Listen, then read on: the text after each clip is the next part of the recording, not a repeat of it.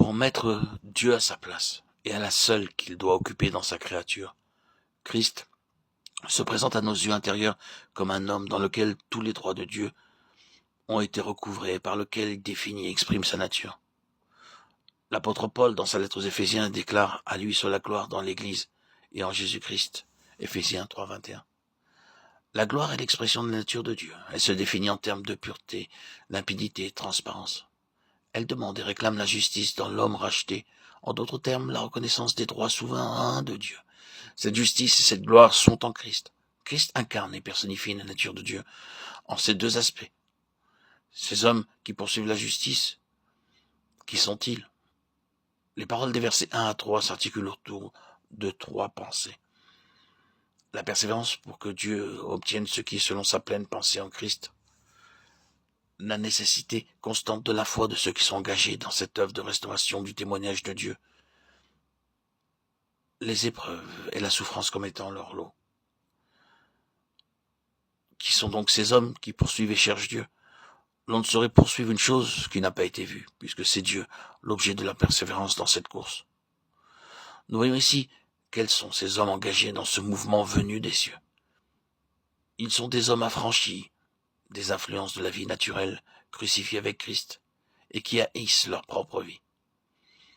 Ils sont, dans toute la signification du baptême, morts et ensevelis avec Christ. Romains 6, 3, 4. Livrés sans partage, reconnaissant les droits souverains de Dieu.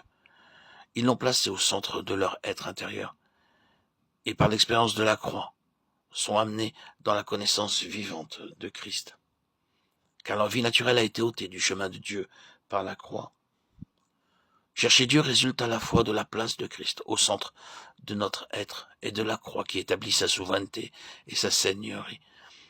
Il faut qu'il soit en vérité le Seigneur pour que nous connaissions expérimentalement l'affranchissement de nous-mêmes.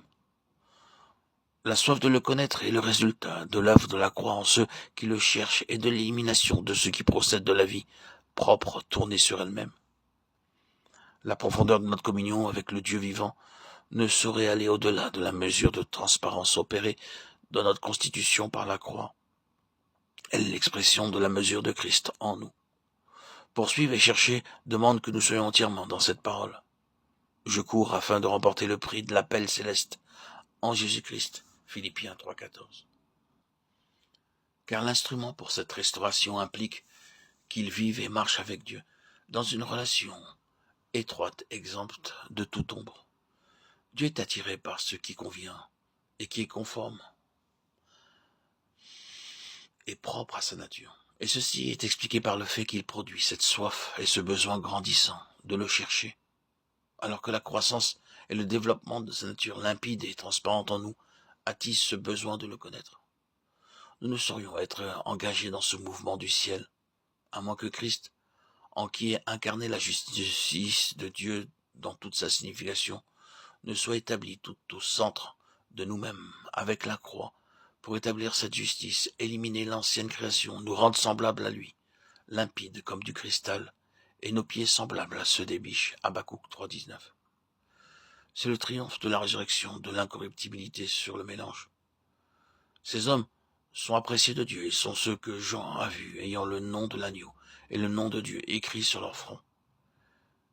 Car ils ont tout laissé, ils se sont perdus en lui, pour lui.